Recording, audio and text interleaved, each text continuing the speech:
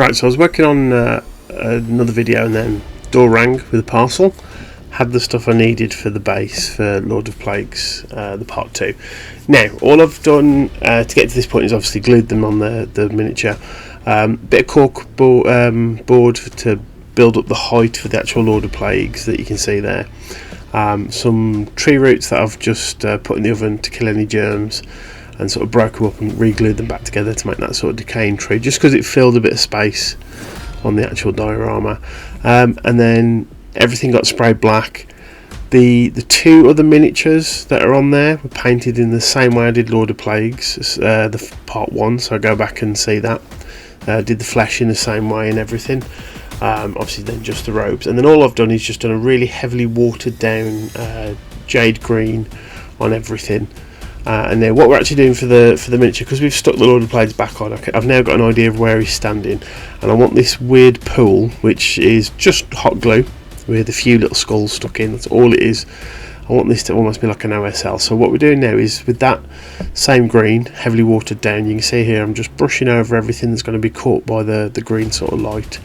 Again, it looks really aggressive when it goes on, and it's not good if you drop it either, but basically it will dry a lot darker, and then we're going to go through and highlight this up with some brighter and brighter greens as well, so it looks like this weird pool where they sacrifice people to is glowing, and you've got this strange follower of the Lord of Plagues, all these tumours on his back, and he's sort of cheering with a skull in his hand while this other tumorous fellow just sort of looks on.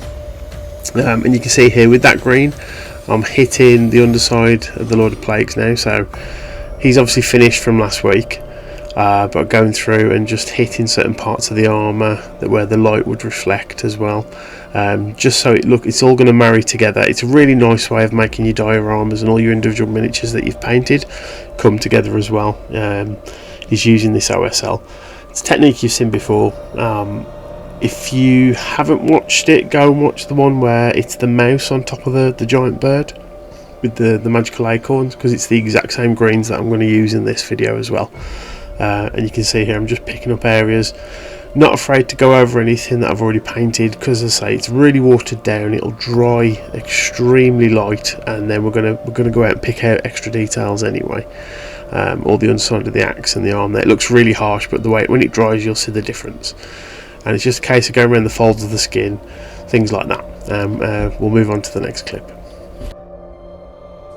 Right, so into my original green I've added a little bit of lime green to brighten it up, and you can see the difference here in colour. And now what I'm doing is going through and picking out just the folds that have naturally settled from the hot glue that's on the base, in this sort of swampy bit, and then we'll go in and hit all the other extra bits on the miniatures as well, just to edge highlight them up a little bit more so it looks more like an OSL. Really simple technique. A couple of things you need to remember is, firstly, you don't want the light source to go too far ahead. That's why it won't be hitting like all the front of his belly and things like that, because I want that to show.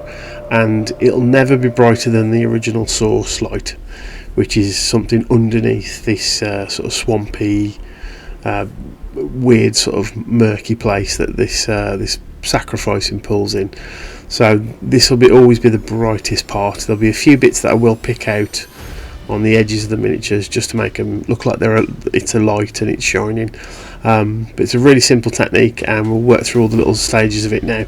So this first bit is just a bit more lime green added, and then we're going to progressively add more and more lime green until we get to our highest highlight. Right, so you can see here exactly the same again, except a bit more lime green. Now you'll notice I'm not hitting every single edge, I'm being a bit more loose with it, a bit more free, just dabbing areas and being quite rough, because I want some nice sort of colour variation in the swamp, like there's obviously like reflection of the water and things like that, and just going around and picking out certain bits, making it pop a little bit more. The skulls I want them glowing a little bit more, so they'll get a bit more of the highlight as well.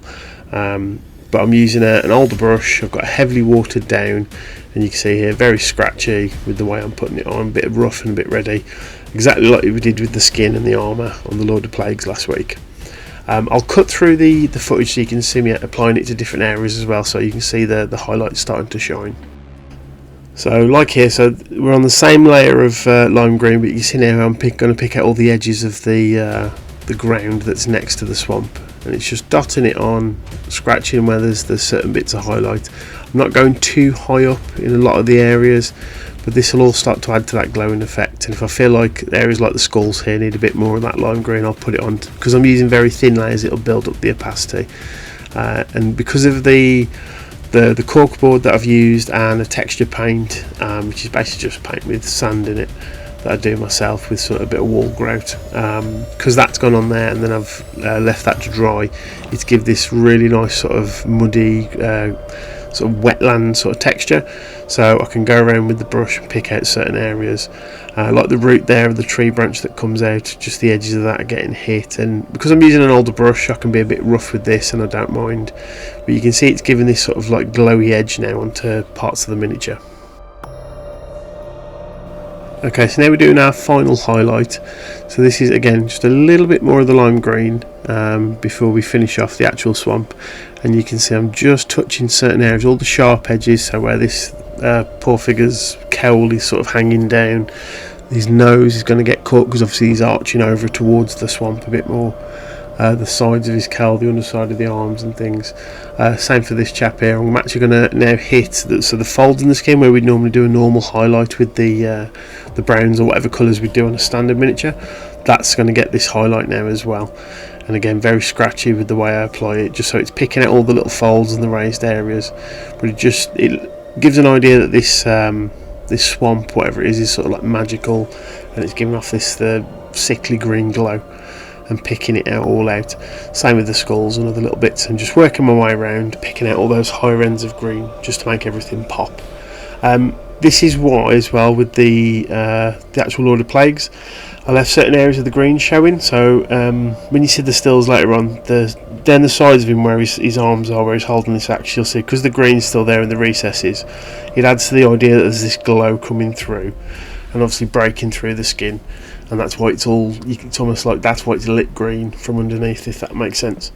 But yeah, really cool effect, the OSL, really nice easy way of doing it, just going around hitting any areas from underneath and making sure that they all pop.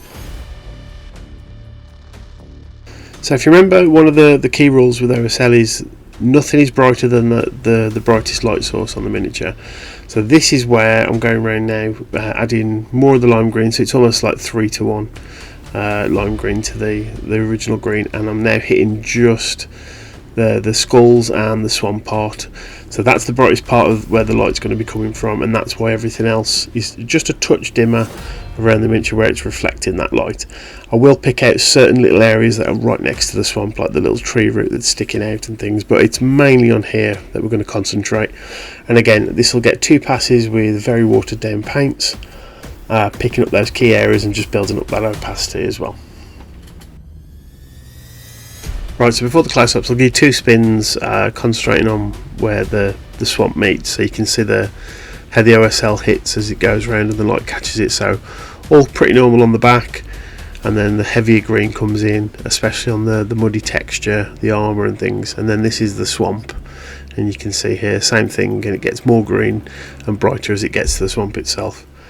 Really, I quite like the composition overall. I'm getting some ideas in, some practice in for an upcoming competition piece that I'm going to be working on that doesn't need to be entered for a while yet, but yeah, more on that in the future. But it's a really cool method of adding just a bit more variation, difference to your piece. I like the OSL sort of technique, and just again going back and doing something a bit more gruesome, back to my roots. But that's the end of the Lord of Plagues. Next week we've got something really special as well. One of the coolest miniatures I've ever painted.